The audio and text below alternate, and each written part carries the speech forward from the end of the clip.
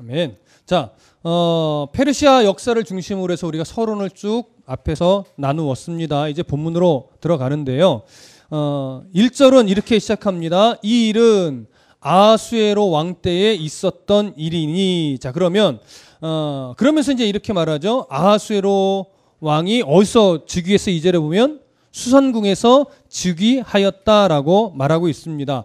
아하수에로 왕이 페르시아의 수도인 수산궁에서 즉위할 때가 언제냐면 BC 486년 11월경에 즉위한 것으로 봅니다. 그리고 통치 기간은 대략 21년간 통치했다고 서론 때 말씀을 드렸는데 그게 BC 486년에서부터 465년까지 대략 21년간입니다. 오늘 아하수에로 1장은요. 그렇게 수산궁에서 즉위한 이후 3년째 되는 해부터의 내용을 지금 기록하고 있는 겁니다. 자, 1절에 아하수에로에 대해서 이렇게 설명해요. 아하수에로는 인도로부터 구스까지 127지방을 다스리는 왕이라. 자, 왜 인도로부터 구스까지라고 하느냐면 구스는 에티오피아를 말합니다. 이집트 남쪽에 있는 에티오피아를 구스라고 하는데 그래서 여기서 구스라고 표현한 것은 뭐냐면 페르시아 지역의 서쪽 끝을 표현하는 거예요. 의미 자체가. 인도는 페르시아 제국의 동쪽 끝을 의미하는 겁니다.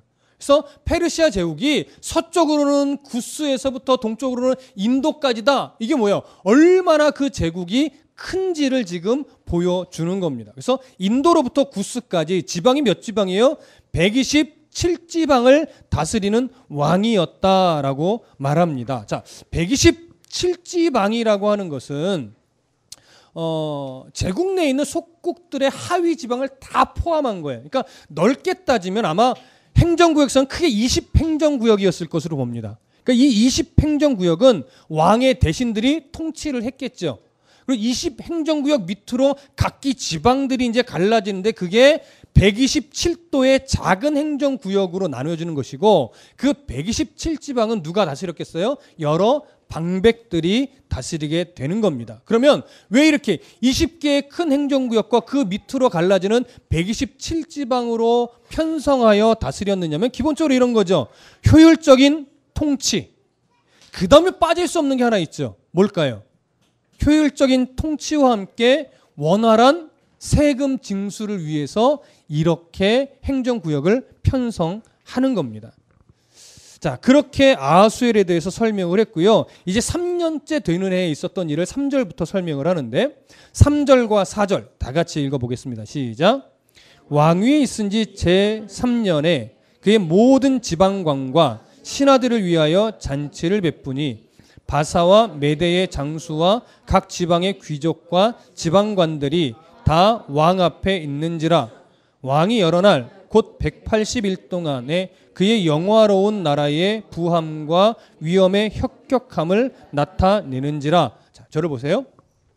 왕이 있은 지 제3년, 그러니까 BC 483년경에 아하수에로 왕이 잔치를 벌이는데 며칠 동안 잔치를 벌여요? 180일, 대략 6개월입니다. 반년간 매일 잔치를 벌이는 거예요.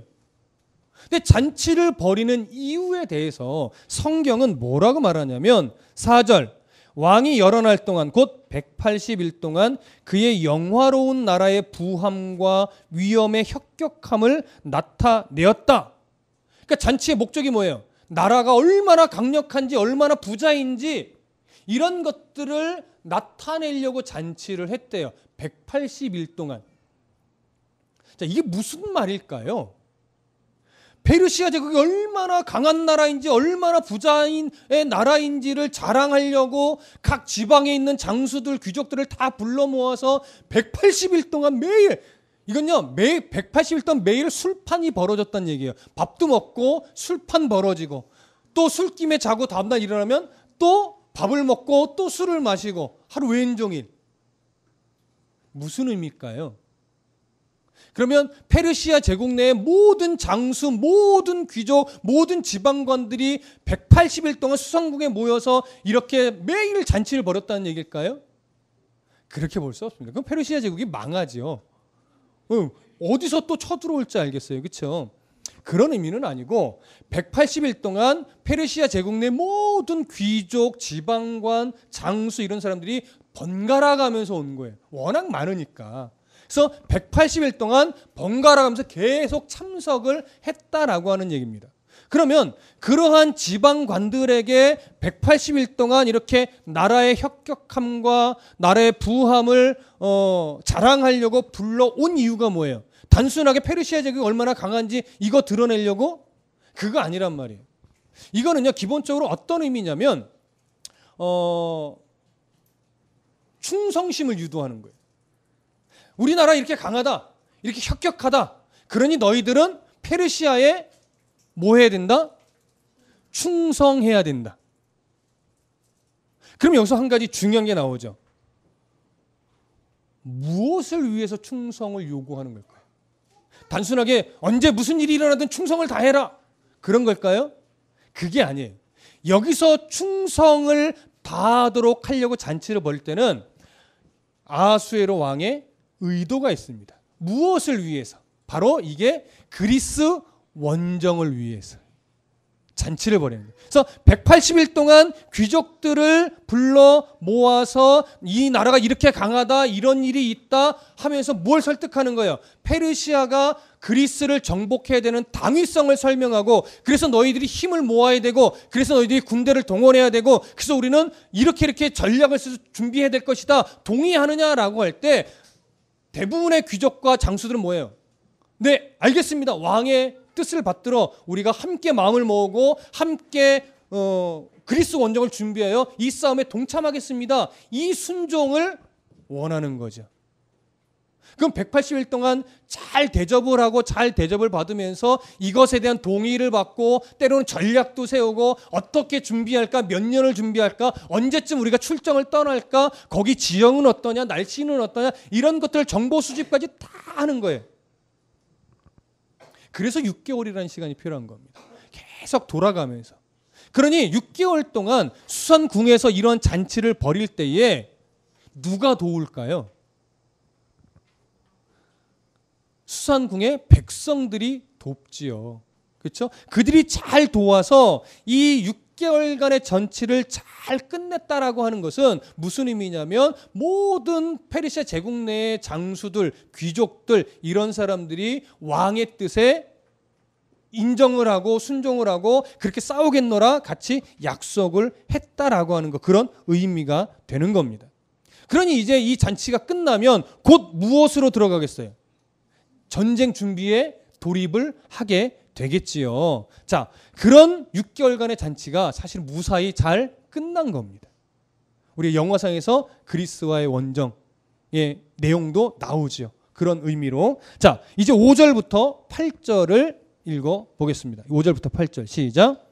이날이 지남에 왕이 또 도성 수산에 있는 귀천간의 백성을 위하여 왕궁 후원뜰에서 7일 동안 잔치를 베풀세 백색, 녹색, 청색 휘장을 자색 가는 배줄로 대리석 기둥, 은고리에 메고 금과 은으로 만든 걸상을 화반석, 백석, 운모석, 흑석을 깐 땅에 진설하고 금잔으로 마시게 하니 잔의 모양이 각기 다르고 왕이 풍부하였으므로 어주가 한이 없으며 마시는 것도 법도가 있어 사람으로 억지로 하지 않게 하니 이는 왕이 모든 국내 관리에게 명령하여 각 사람이 마음대로 하게 함이었더라. 자, 아하수에로 왕이요 6개월간의 이 잔치를 다 마친 후에 수산성에 사는 사람들을 위해서 7일 동안 잔치를 베풀었다고 해요. 자, 잔치를 백성을 위해서 7일 동안 베푼 이유, 명목이 뭘까요?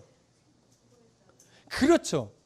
180일 동안 페르시아 제국 내 귀족과 장수들을 위해서 잔치를 돕느라고 정말 수고 많았다. 이렇게 그들의 수고를 치하하면서 궁으로 불러들여 잔치를 할 때는 180일의 잔치가 성공적인 결과를 얻었다라는 걸까요? 그렇지 않았다는 걸까요?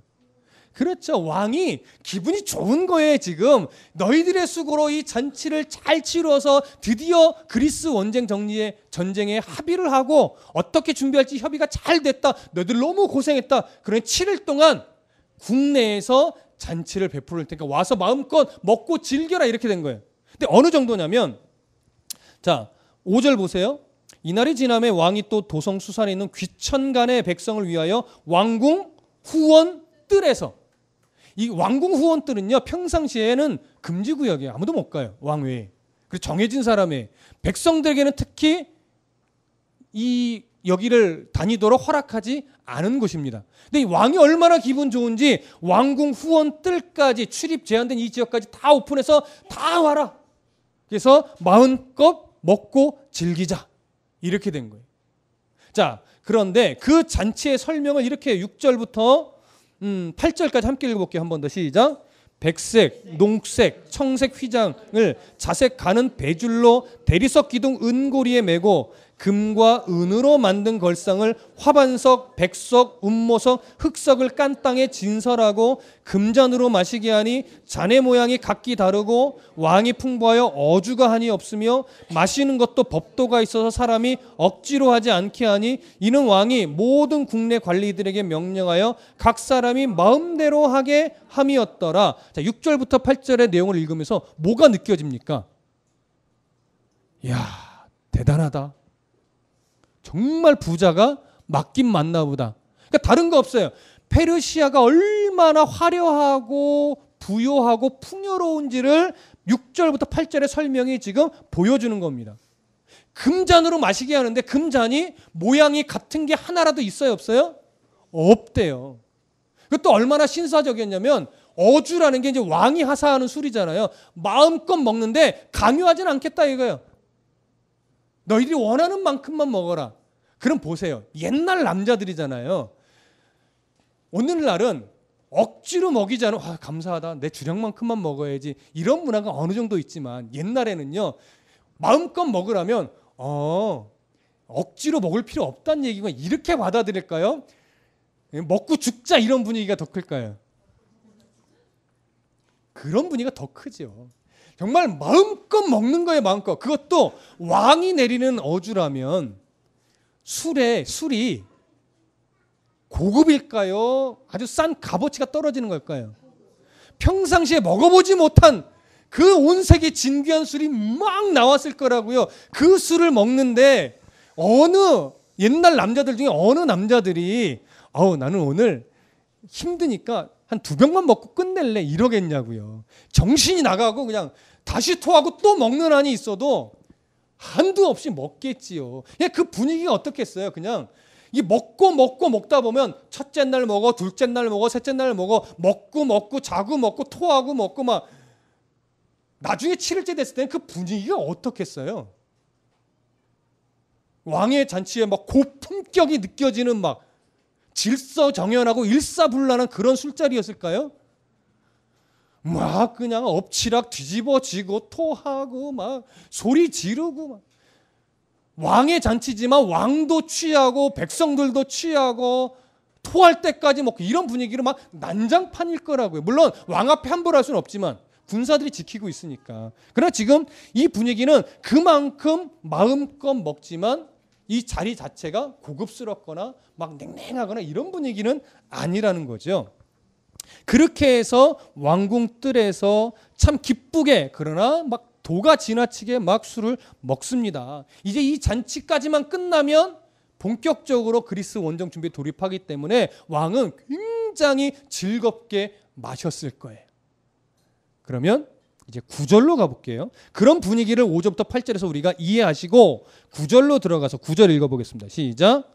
왕후 와스디도 아하수에로 왕궁에서 여인들을 위하여 잔치를 베푸니라. 자, 아하수에로 왕의 왕후 와우스디에 대해서 지금 기록을 하는데 와스디가 또 7일간 뭐예요? 잔치를 베풀었대요. 자, 무슨 잔치인지를 좀 이해하기 전에 일단 왕후 와스디에서 잠깐 점검하고 넘어가십시다. 왕후 와스디는요, 기본적으로 귀족의 딸이었습니다. 당시는 보통 왕은요, 7명의 7대 귀족 안에서 원래는 왕후를 선별하게 돼 있었어요. 그러니까 이 와스디는 분명히 귀족의 딸로서 아주 품이 있는 집안에서 태어나서 자란 딸이었을 거예요. 이 여인이 왕후가 됐는데 페르시아 제국에서 왕후의 위치는 어느 정도였냐면 왕은 여러 명의 아내는 둘 수 있습니다. 근데 관을 쓰는 왕후는 딱 한 명입니다. 그래서 왕후에 관은 여러 명 두지, 아내는 여러 둘 수 있지만 왕후는 한 명이에요. 그러니까 그 위치가 결코 무시되거나 낮은 자리는 아니죠. 그렇다고 해서 막 정치적으로 힘을 발휘하거나 그런 자리도 아닙니다.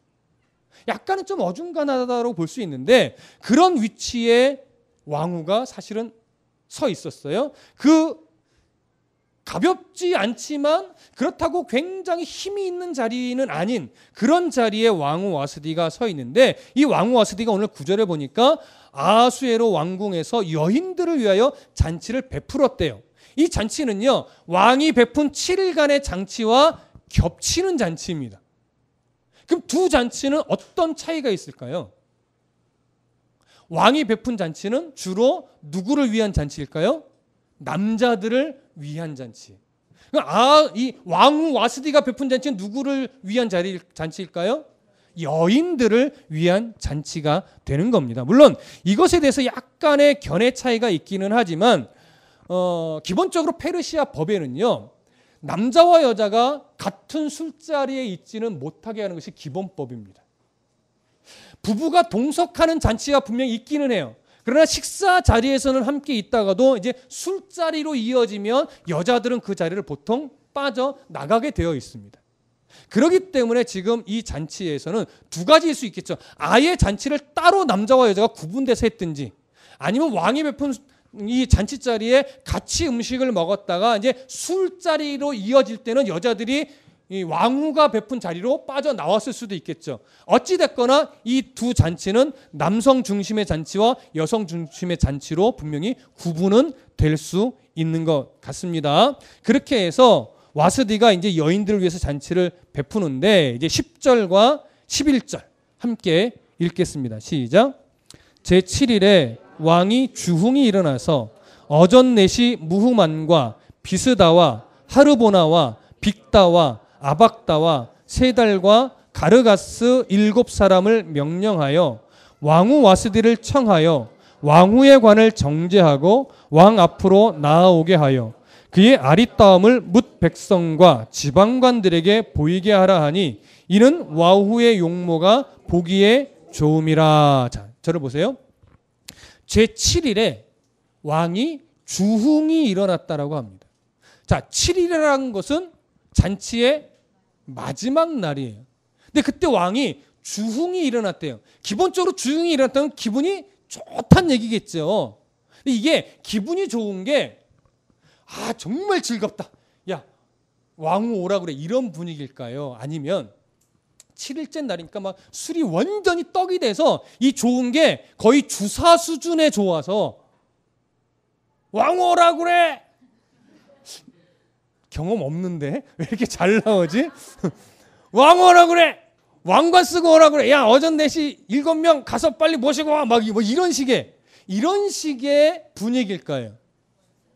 두 번째일 가능성이 많겠죠. 왜냐하면 7일째라면 이제 끝나고 곧 전쟁 준비 돌입하죠. 왕이 완전히 기분이 좋잖아요. 그래서 첫째 날, 둘째 날 치루어가면서 이제 7일째 날은 그 긴장된 게 완전히 풀어져서 이제 갈 때까지 가는 수준에 있었을 가능성이 훨씬 더 많습니다. 그래서 모든 긴장이 풀어지고 왕이 술에 완전히 흠뻑 취해서 그 술로 인해 즐거운 나머지 왕후를 불러오라는데, 그 이유는 실제로 왕후 와스디가 매우 아름다웠기 때문일 것으로 우리가 보여집니다. 그래서 왕은 7명의 내시를 보내요. 근데 한 가지 우리가 주목해서 보실 건 뭐냐면 7명의 내시를 통해서 명령을 하다랄 때는 아주 중요한 의미가 있습니다. 그게 뭘까요? 한 명 보내도 되잖아요. 한 2명 보내도 되잖아요. 근데 7명의 내시를 함께 보내서 왕의 명령을 전달하는 거예요. 왕후의 관을 정제하고 나아오라. 내시 7명을 보낸다는 것은 뭐냐면 절대 거절해서는 안 되는 명령이라는 의미가 되는 겁니다. 무슨 말씀 이해되세요? 그래서 왕의 아주 확고부동한 명령이라는 의미예요. 그러나 이것은 물론 왕이 어떤 특별한 이유와 목적을 가지고 불렀다라고 보기는 어렵죠. 지금 주사 수준으로 우리가 조금 이해를 하고 있으니까. 그래서 어쨌든 거절하지 말고 명령을 함부로 가볍게 여기지 말고 분명히 왕의 명령을 따라야 된다. 이런 의미로 7명의 내시를 보내서 명령을 했는데 문제는 뭐예요? 왕후 와스디가 왕의 명령을 거절했다라고 하는 거죠. 자, 12절 다 같이 보겠습니다. 12절 시작. 그러나 왕후 와스디는 내시가 전하는 왕명을 따르기를 싫어하니 왕이 진노하여 마음속이 불붙는 듯 하더라. 왕이 거절한 거예요. 왕이 거절을 해서 와스디가 거절을 한 거예요. 그래서 왕이 막 화가 났다는 얘기죠. 중요한 건 페르시아 왕이라는 얘기는 사실은 세계 패권을 쥐고 있고 한 민족도 아예 진멸시킬 수 있는 권세가 있는 사람인데 어떻게 감히 이런 왕의 명령을 거절할 수 있었을까? 그러니까 왜 거절했을까? 이걸 우리가 좀 생각하게 됩니다. 근데 이 이유에 대해서는 학자들의 의견이 좀 분분해요. 좀 몇 가지 견해를 좀 살펴볼게요. 첫 번째는요. 페르시아 법이 남들에게 안 해 보여주는 것을 금했기 때문이라고 합니다. 실제로 이 견해는 별로 지지를 받지 못해요. 나중에 에스더 5장에 가면 에스더가 잔치를 베풀고 왕과 하만을 초대하는 그런 장면도 있기 때문에 그렇게 보기는 좀 어려울 것 같아요. 두 번째 견해는 뭐냐면 왕후의 관을 정죄하고 나오라는 이 말의 의미를 미드라시라고 하는 랍비 주석에는 어떻게 이걸 해석했냐면 왕후의 관만 쓰고 나오라. 옷은 입지 말고 옷은 다 벌거벗은 상태에 왕후의 관만 쓰고 나오라 라고 요구했기 때문에 와스디가 거절했다 이렇게 봅니다. 그러니까 랍비들의 주석에 이렇게 하다 보니까 사실 많은 학자들이 이걸 지지하기는 해요. 그러나 좀 동의하기는 조금 어렵습니다. 그래서 현대 신학자로 올수록 이 부분은 잘 동의를 안 하는 쪽에 좀 서 있습니다. 저도 잘 동의가 안 되는 측에 좀 서 있기도 합니다. 자, 그러면 세 번째는 또 어떤 견해가 있냐면 와스디가 아까 말씀드렸죠. 평민에서 왕후가 된 사람이 아니라 페르시아 제국의 7대 귀족이란 건 대단한 권세예요.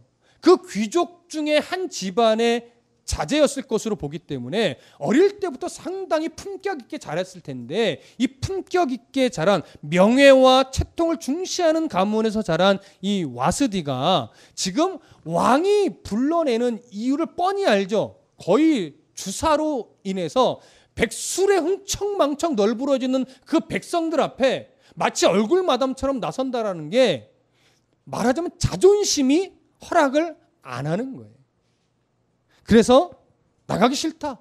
그런 술판에 눈요깃거리로 내가 한 나라의 왕후인데 왕이 나를 왕으로서 존중한다면 이럴 수 없다. 난 절대 나갈 수 없다. 그래서 거절한 것으로 보는 견해입니다. 또 하나 네 번째 견해는 잔치가 끝나면 왕이 전쟁을 준비해 전쟁터에 나가게 되잖아요. 그럼 왕이 전쟁터에서 어떨 위험성이 있어요? 죽을 수도 있지요. 그러니까 왕후가 이 아하수르의 왕을 사랑하여 당신 지금 전쟁에 굳이 나갈 필요가 뭐 있습니까? 나가면 어떻게 될지 모르는데 그래서 전쟁에 못 나가게 하려고 그 자리에 안 나갔다. 이렇게 보는 견해도 있습니다. 영화에서는 어떤 뉘앙스로 좀 흘러갔죠? 네 번째 뉘앙스로 좀 흘러갔지요. 여러분은 어떤 견해가 좀 자연스러울 것 같습니까? 네, 저도 세 번째 견해가 가장 자연스러울 것 같이 보입니다. 근데 어느 견해를 지지해도 사실 문제가 되지는 않습니다. 왜냐하면 성경이 지금 주된 관심으로 잡고 있는 이유는 와스디가 왕의 명령을 거절했다는 데 있지는 않아요. 성경이 보여주고자 하는 건 뭐냐면 이 일로 인해서 왕이 진노했고 왕이 진노함으로 말미암아 와스디가 결국 폐위될 것이고 그로 인해서 어떤 바탕이 만들어졌냐면 에스더가 왕후가 될 바탕이 만들어졌다. 여기에 초점이 있어요. 그래서 와스디가 왜 왕의 명령을 거절했을까? 여러분들의 그냥 이 견해들 중에 하나 여러분들의 생각대로 판단하고 선택하셔도 크게 문제가 되지는 않을 것 같습니다. 그러나 우리는 보편적으로 세 번째 견해가 옳지 않을까? 이렇게는 우리가 판단을 해 봅니다. 이래서 우리가 12절까지의 내용을 좀 점검을 했고요. 이제 13절부터 15절을 다 같이 읽어보겠습니다. 시작. 왕이 사례를 아는 현자들에게 묻되 왕이 규례와 법률을 아는 자에게 묻는 전례가 있는데 그때의 왕에게 가까이 하여 왕의 기색을 살피며 나라 첫 자리에 앉은 자는 바사와 메대의 7 지방관 곧 가르스나와 세달과 아드마다와 다시스와 메레스와 마르스나와 무무간이라.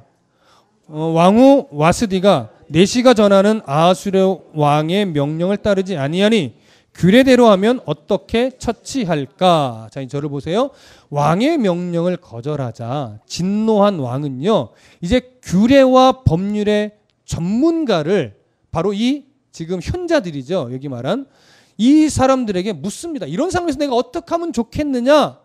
근데 이 7명의 자문관들의 이름을 나열을 하면서 이 내용을 기록하고 있는데 왜 7명의 자문관의 이름을 다 구체적으로 기록했느냐? 아마도 이 7명의 이름을 다 기록한 이유는 지금 이 내용이 역사성과 신빙성이 분명히 있는 내용이다, 허구가 아니다라고 하는 것을 좀 더 정확하게 드러내려고 이름을 다 기록한 것으로 봅니다. 그러면 이 7명은 분명히 왕의 측근이에요. 여기 현자라고 표현을 하고 있는데 세상적인 지식 그리고 지혜가 특출나고 특별히 법적 조례에 있어서만큼은 정통한 전문가들입니다. 이들에게 왕이 묻는 거예요. 이런 상황에 내가 어떻게 했으면 좋겠느냐라고 묻는 거죠. 그렇다면 이들은 정말로 페르시아 법에 근거하여 이때는 이렇게 해야 됩니다라고 공정하고 공의롭게 왕에게 제안을 해야 될 거예요. 그렇죠? 근데 성경은요, 뭐라고 기록하냐면 14절 한번 보세요. 14절. 그때에 왕에게 가까이 하여 왕의 기색을 살피며 라고 표현합니다. 자, 왕의 기색을 살핀다라는 표현을 여기에 지금 넣고 있어요. 무슨 뉘앙스를 지금 우리에게 전달하는 걸까요? 왕의 기색을 살핀다. 네. 공의롭고 정의롭게 이 상황을 판단하고 정확하게 필요한 제안을 하는 게 아니라 왕의 기색을 살피면서 뭐라고 얘기를 해줘야, 뭐라고 제안을 해야 왕이 기분 좋아할까? 이게 정치라는 거죠, 사실. 그렇죠? 이런 정치가 되면 안 되는데 세상이 자꾸 거의 이런 정치 같아요. 우리나라도 별반 다를 게 없는 것 같아서 속상하기는 한데 지금 이때도 그랬다라고 하는 겁니다. 7명의 나라를 대표하는 현자들의 수준이 뭐냐면 왕의 기색을 살피는 수준의 사람들이었다라고 하는 것을 지금 여기서 보여주는 겁니다. 왕의 비위나 맞추는 정도의 제안을 이제 하게 되겠죠. 공의로운 제안이 아닐 겁니다. 그걸 지금 성경이 드러내놓고 있는 겁니다. 그렇다면 이들은 왕이 이런 상황이면 어떻게 할까라고 물을 때 이 7명은 왕의 이 말을 어떠한 말로 이해하고 들었을까요? 어떠한 말로? 자기들 스스로 이렇게 아마 왕이 이런 걸 요구하는 걸 거야 이렇게 생각할 거 아니에요. 무엇을 요구한다고 생각했을까요? 죽이는다? 뭐 이렇게 할 수 있겠죠. 야, 이런 왕후가 필요 있겠냐? 이런 왕후 폐위시켜버리고 싶은데 정당한 명분을 좀 나에게 제시해봐라 라고 이들은 생각했을 거라는 거예요. 왕이 정말 그런 의도로 이 말을 물은 건지는 정확하게 알 수 없어요. 그러나 이들은 그렇게 이해를 한 것으로 보여집니다. 그렇다면 이들은 이제 이렇게 이해를 하고 나서 수없이 고민을 할 거예요. 어떻게 제안을 할까? 자, 왜냐하면 이들은요, 일단은 어떤 제안을 하든지 왕의 심기를 불편하게 만들면 돼요, 안 돼요? 안 되죠. 그러니까 왕이 원하는, 왕이 기분 좋아할 만한 제안을 분명히 해줘야 돼요. 근데 또 하나 걱정하는 게 있을 거예요. 그런 제안을 하고 나서 나중에 훗날 무엇인가 일이 틀어졌을 때 화살이 자기들한테 돌아오면 돼요, 안 돼요? 안 돼요. 이런 조건들을 만족시킬 수 있는 제안이 뭘까를 고민하게 되는 거예요. 완전 이기적이죠.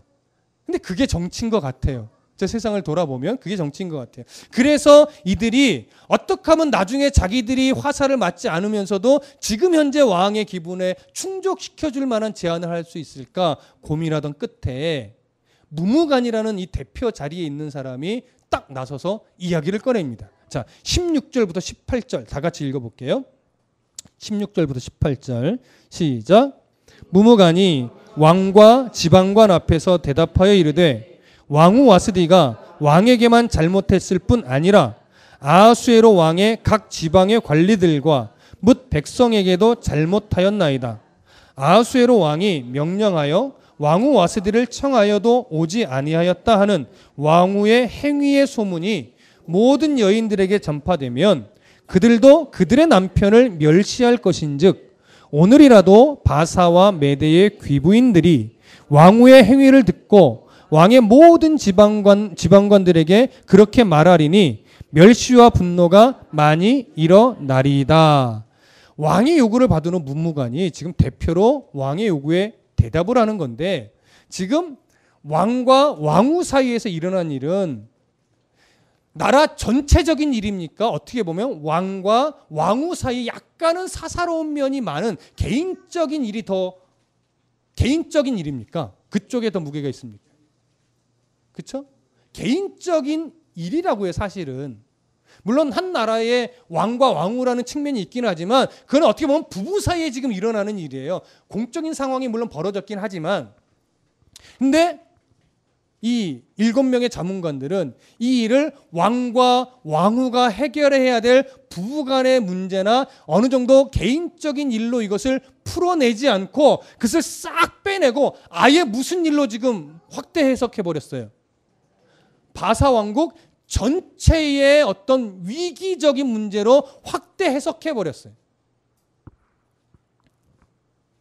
그래야 일단은 왕이 한낱 여인에게 거절당했다라고 하는 왕의 어떤 수치스러운 면을 없애버릴 수 있어요. 그 다음에 이렇게 확대를 해야 어떤 명분이 생겨요? 와스디를 폐위시켜 버릴 수 있는 명분이 생기는 겁니다. 그리고 이러한 전례가 실제로 그 역사 속에 어떤 법적인 문제에 이런 경우가 있었을까요? 없었을까요? 아니, 없었어요. 있었다면 그런 전례를 끄집어서 이때는 이렇게 했으니 이렇게 하십시오라고 제안할 텐데 없는 거예요, 아예. 그러니까 자기들 나름대로 판단을 하는 거예요. 그래서 아예 이걸 왕후를 폐위시킬 수 있는 문제로 끄집어내기 위해서 이것을 전 제국적인 문제로 확대해 버린 겁니다. 지나치게 과장한 것이죠. 우리가 그렇게 봐야 할 것 같습니다. 그렇게 확대를 해석해 놓고 이제 어떻게 처리할 것이냐, 그 부분을 이제 19절부터 이야기를 하는 겁니다. 19절, 20절 다 같이 읽어볼게요. 시작. 왕이 만일 좋게 여기실진데 와스디가 다시는 왕 앞에 오지 못하게 하는 조서를 내리되 바사와 메대의 법률에 기록하여 변개함이 없게 하고 그 왕후의 자리를 그보다 나은 사람에게 주소서. 왕의 조서가 이 광대한 전국에 반포되면 귀천을 막론하고 모든 여인들이 그들의 남편을 존경하리이다. 자, 무무강은 왕이 이제 어떻게 해야 될지에 대해서 제안을 합니다. 먼저 이렇게 말하죠. 왕이 만일 좋게 여기실진데. 자, 이런 표현은 에스더서에서 자주 나오는 편인데요. 당시에 약자가 권력자에게 공손하게 말하거나 뭔가 아첨을 할 때 주로 사용되는 전형적인 표현입니다. 그래서 아주 겸손한 척하면서 아첨하듯이 말하는 거죠. 왕이 만일 좋게 여기신다면 하면서 이제 본격적인 말을 제안하는 겁니다. 이렇게 말하죠. 와스디가 다시는 왕 앞에 오지 못하게 하는 조서를 내리되 바사와 메대의 법률에 기록하여 변개함이 없게 하소서. 지방관이, 이 자문관이 이렇게 말해요. 왕후가 이렇게 표현해야 되는 상황이에요, 아직은. 근데 왕후라는 말을 쏙 빼고 뭐라고 얘기해요? 와스디가 이미 폐위된 것처럼 표현하는 겁니다. 왕이 그렇게 말하면 좋아할 것처럼 지금 생각을 하는 거죠. 그래서 와스디가 이렇게 비유를 맞추며 이야기를 하면서 폐위를 시켜야 된다라고 얘기를 하는데 그 폐위를 어떻게 진행하냐면 바사와 메대의 법률에 기록하여 변개함이 없게 해야 된다, 이렇게 말하는 겁니다. 자, 바사와 메대의 법률에 기록하여 변개함이 없게 한다는 얘기는 뭐냐면 왕의 조서로, 왕의 명령으로 문서를 꾸미고 거기에 왕의 어인, 이 왕의 어인은 어떤 어인이냐? 반지로 된 어인을 말하는 거예요.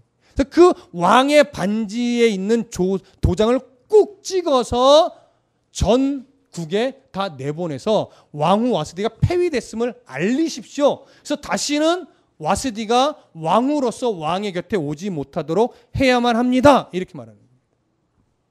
자, 이 그림이 왜 중요하냐면 당시에 왕의 이름으로 내려진 조서라는 것, 메대와 바사의 법률에 기록되는 조서라는 의미는 무슨 의미냐면 한번 그렇게 왕의 이름으로 조서가 반포되면 왕도 나중에 그 조서를 철회할 수 있을까요? 없을까요? 철회를 못해요. 이게 페르시아의 법이에요. 그래서 메대와 바사의 법률에 기록하여 조서로 내린다는 건 한 번 내려지면 왕도 그 다음에 바꾸지 못해. 야, 그거 내가 실수했어. 없애. 보통 왕 같으면 가능한 일이죠. 근데 페르시아 법은 그게 안 되는 거예요. 그래서 여러분 어디를 한번 보시냐면 다니엘서 한번 가보세요. 다니엘서 6장.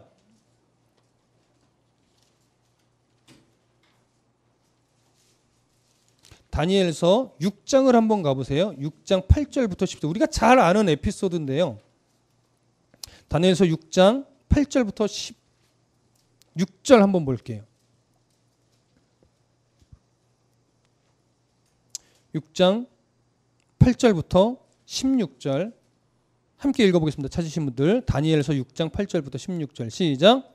그런즉 왕이여 원하건대 금령을 세우시고 그 조서에 왕의 도장을 찍어 메대와 바사에 고치지 아니하는 규례를 따라 그것을 다시 고치지 못하게 하옵소서 하매 이에 다리오 왕이 조서에 왕의 도장을 찍어 금령을 내리니라.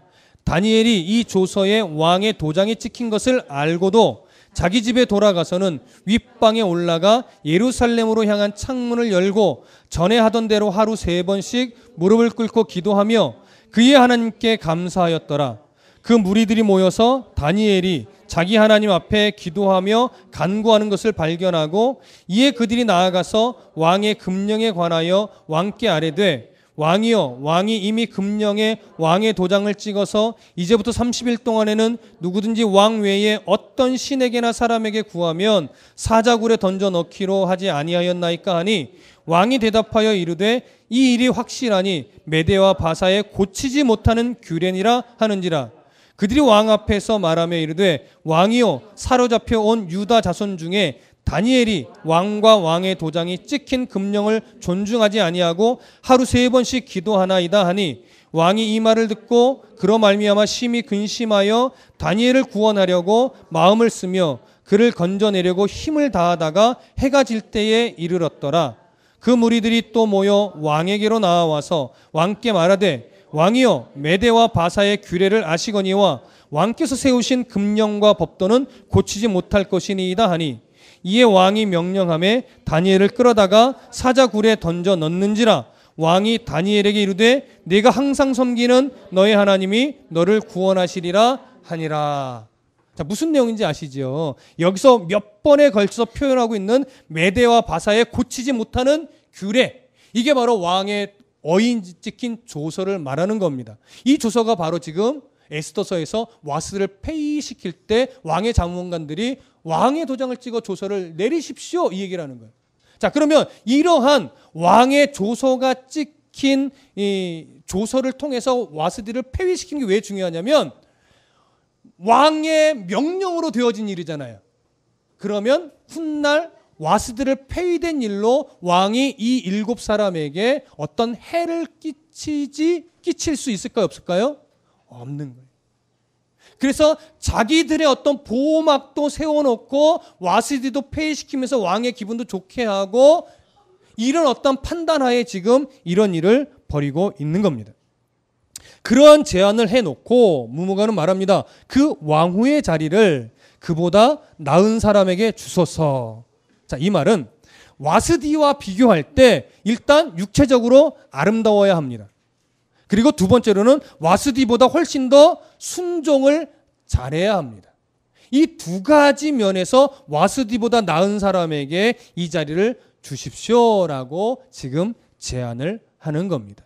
자, 이 제안을 듣고 이제 어떻게 반응했을까요? 21절과 22절 다 같이 읽어보겠습니다. 21절과 22절 시작.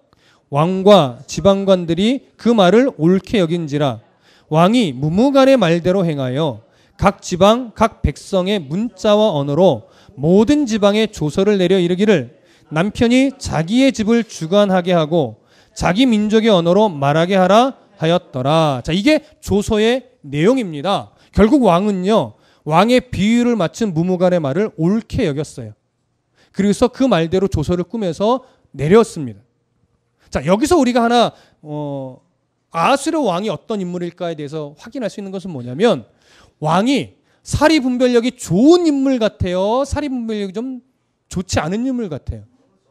그렇죠? 사리 분별력이 좋지는 않은 인물이에요. 그래서 신하의 말에 약간 이리 쏠리고 저리 쏠리는 인물로 앞으로도 보여집니다. 성경을 계속 보게 되면. 자, 왕은 일단 그런 인물이고, 이런 일로 인해서 와스디는 결국 왕후의 자리에서 폐위되는 비운의 여인이 되고 맙니다. 그러면서 이제 조서가 내려지는데, 조서의 내용을 좀 살펴볼게요. 무무간은 왕의 허락을 받고 조서의 내용을 어떻게 했냐면, 페르시아 제국 내에 각 나라 언어로 변개될 수 없는 조서를 내렸습니다. 왜 각 나라 언어일까요? 페르시아 제국은 여러 민족이 속국으로 있기 때문에 그 나라의 언어를 없애지 않았어요. 그래서 그 나라 언어를 갖고 있지만 여러 민족이 뒤섞여서 살고 있는 건 분명합니다. 그래서 조서 자체는 각 나라 언어로 보내어집니다. 근데 그 내용이 뭐냐면, 남편이 자기 집을 주관하게 하고 자기 민족의 언어로 말하게 하라 하였습니다. 자, 남편이 자기 집을 주관하고 자기 민족 언어로 말하게 하는 것이 와스디의 일과 무슨 관계가 있을까요? 먼저 이해될 부분은 이겁니다. 남편이 자기 집을 주관하게 한다는 것은 이런 의미예요. 아내들을 남편에게 온전히 뭐하게 하라? 복종하게 하라는 거예요. 자, 그러면 아내들이 남편에게 복종을 하려면 일단 뭐가 필요하냐면, 말이 뭐 해야 돼요? 통해야 돼요. 근데 왜 말이 통해야 된다는 표현을 하냐면, 지금 페르시아 제국은 여러 민족의 나라가 그대로 있기는 하지만 여러 민족이 이미 바벨론 시대의 포로로 곳곳에서 끌려와서 고향으로 가지 않은 여러 민족이 각 나라에 막 뭐하고 살고 있어요? 뒤섞여 살고 있어요. 뒤섞여 살다 보니까 그 제국 내 사람들이 아내를 맞이할 때, 그때는 일부 다처제가 허용이 되던 시대이기 때문에 자기 같은 말을 하는 여자만 아내로 받아들이는 것이 아니라 다른 민족의 여자도 이쁘면 받아들이는 거예요. 그래서 한 가정 내에 여러 나라 여인들이 부인으로 있게 돼요. 그러니까 말이 안 통하니까 그냥 부인으로서 육체적인 어떤 관계는 맺지만 이게 뭔가 소통은 잘 안 되는 경우가 많았던 겁니다. 그래서 남편의 권위를 세우기 위해서 이제 아예 법률로 무슨 선언을 하는 거냐면, 부인들은 남편의 언어를 배워서 남편의 말을 해야만 한다. 이런 내용을 아예 법률로 정해버린 거예요. 자, 이런 비슷한 내용이 성경에 있어요. 어디를 보시냐면, 지금 에스더 시대보다 약간 30-40년 뒤에 느헤미야 시대에 그런 내용이 있는데, 느헤미야서로 한번 가보시죠. 느헤미야서 13장으로 한번 가보겠습니다. 느헤미야는요, 에스더 바로 앞에 있습니다. 느헤미야 13장 23절부터 25절까지. 느헤미야 13장 23절부터 25절. 자, 함께 읽겠습니다. 23절부터 25절 찾으신 분들 시작. 그때에 내가 또 본즉 유다 사람이 아스돗과 암몬과 모압 여인을 맞아 아내로 삼았는데, 그들의 자녀가 아스돗 방언을 절반쯤은 하여도 유다 방언은 못하니 그 하는 말이 각 족속의 방언이므로 내가 그들을 책망하고 저주하며 그들 중 몇 사람을 때리고 그들의 머리털을 뽑고 이르되, 너희는 너희 딸들을 그들의 아들들에게 주지 말고 너희 아들들이나 너희를 위하여 그들의 딸을 데려오지 아니하겠다고 하나님을 가리켜 맹세하라 하고. 자, 이 내용을 아시겠습니까? 유대인들의 남자들에게 말하는 겁니다. 일단은 이스라엘사는 기본적으로 뭐예요? 다른 나라 이방 민족의 여인을 아내로 삼지 않는 게 기본이죠.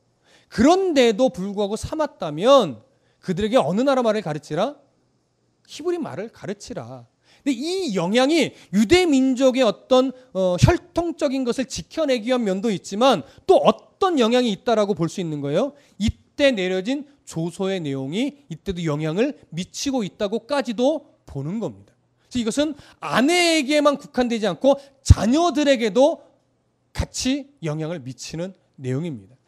자, 이런 상황이 이제 와스디가 폐위되고 이런 상황이 벌어졌는데 지금 1장의 내용은 결국 무엇을 보여주기 위함이냐면 이런 사건들이 벌어짐으로 말미암아 에스더가 왕후로 자리를 차지할 상황이 만들어졌다. 이 그림을 지금 1장에서 보여주는 겁니다. 그렇다면 이 상황이 우연히 된 일일까요? 성경은 우연이 아니라 하나님이 이스라엘 민족을 지켜내고 하나님의 역사를 이루어가며 에스더를 언젠가 왕으로 세워서 일어날 일을 대비하기 위해서 지금 이 상황을 하나님이 섭리하고 간섭하는 중이다라고 하는 것을 보여주는 거죠. 1장 어디에도 하나님에 대한 언급이 없지만 이제 1장, 2장을 넘어서 한 장 한 장 넘어갈 때마다 1장의 이 내용도 결코 우연이라고 볼 수는 없구나. 하나님의 간섭하심 속에 있는 일이구나. 우리 이것을 확인하게 될 것입니다. 그래서 오늘 1장은 이렇게 와스디의 일로 인해서 에스더가 왕후가 될 기틀, 기본 배경을 만들었다라고 하는 것을 확인하는 정도로 정리를 해도 될 것 같습니다.